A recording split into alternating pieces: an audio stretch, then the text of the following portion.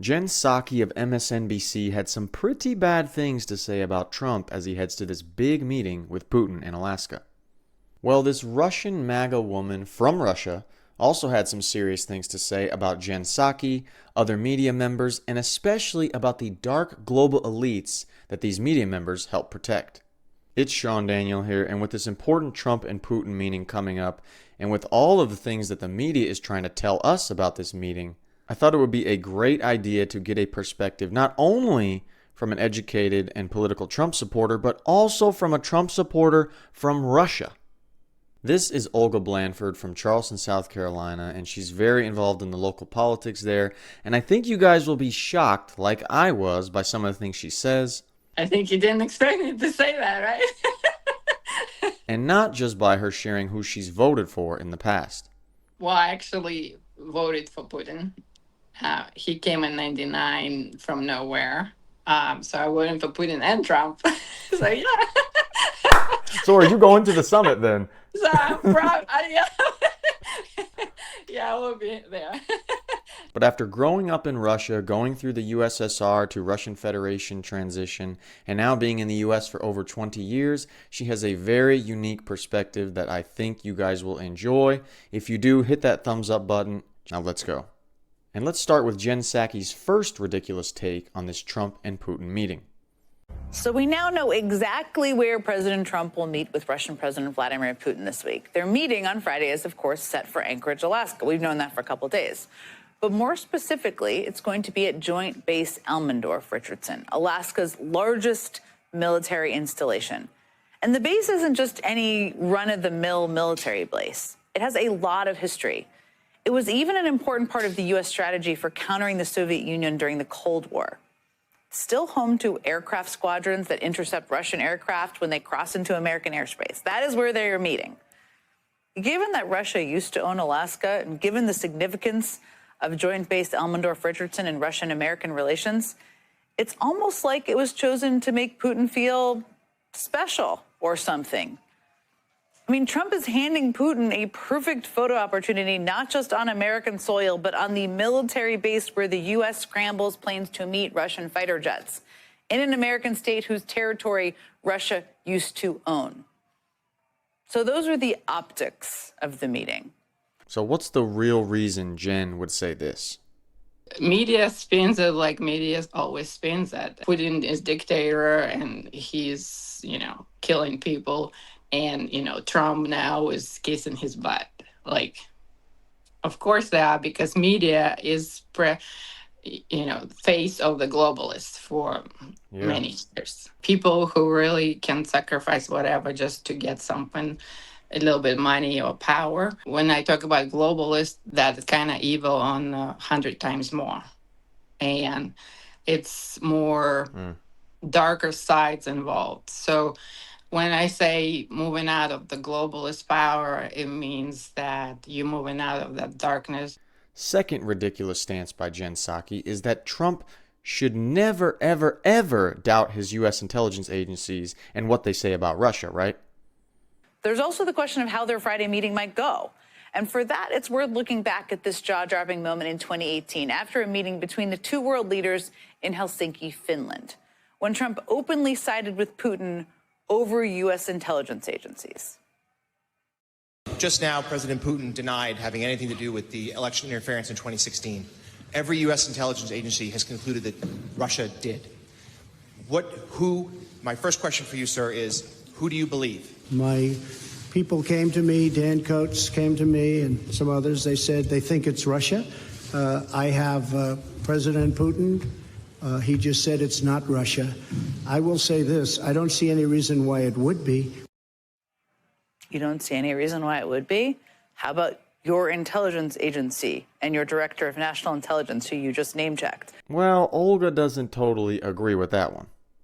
I think Trump has to be really careful how he is reacting to and putting information out to the world about Russia and his connection, because there's a lot of more information has to come from the past about Russian disinformation and what happened after 2016. So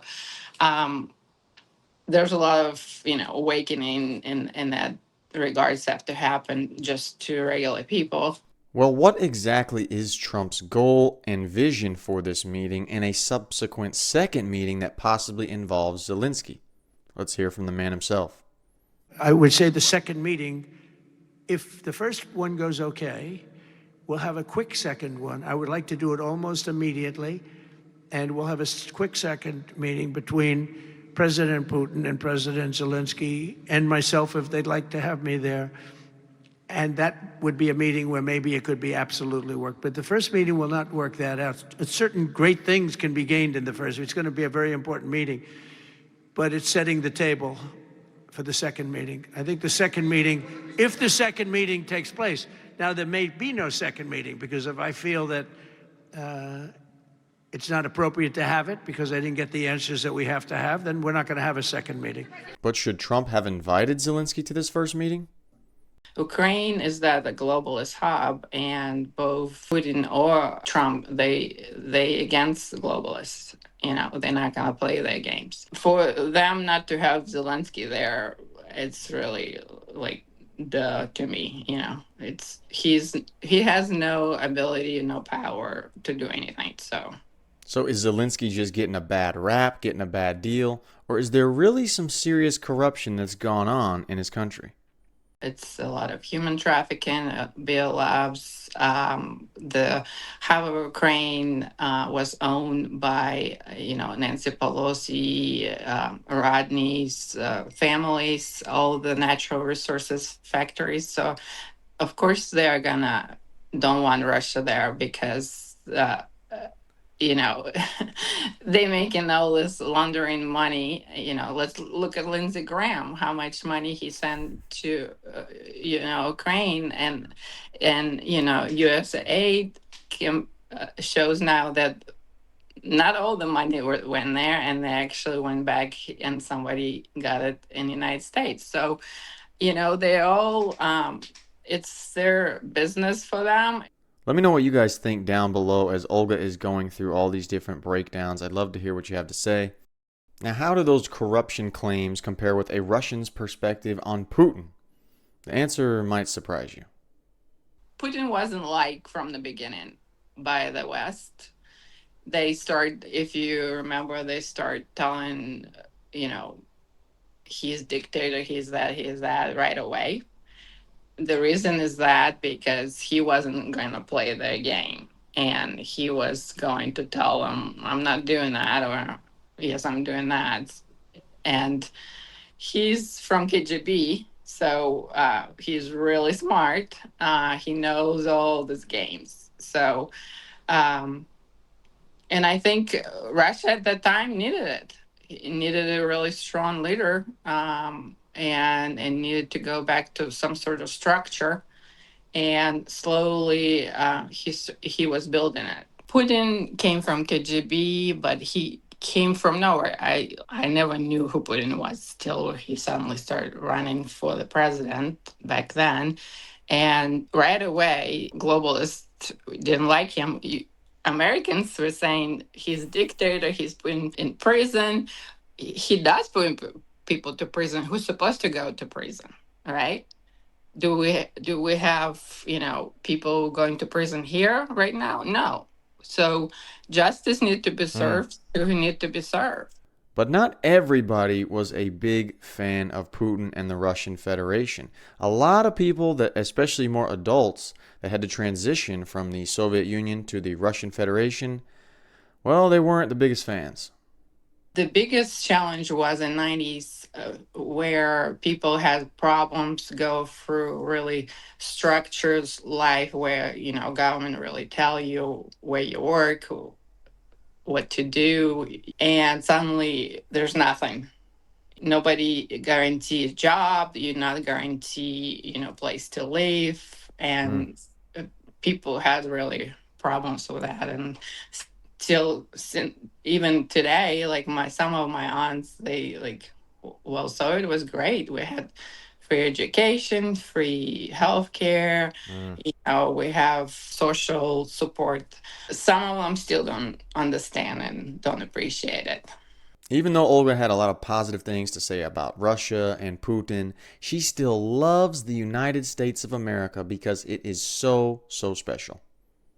What the United States gave me is feel of freedom that nowhere else in the world you're not going to get that. And I travel all over the world, and I tell you, there's no another place like United States.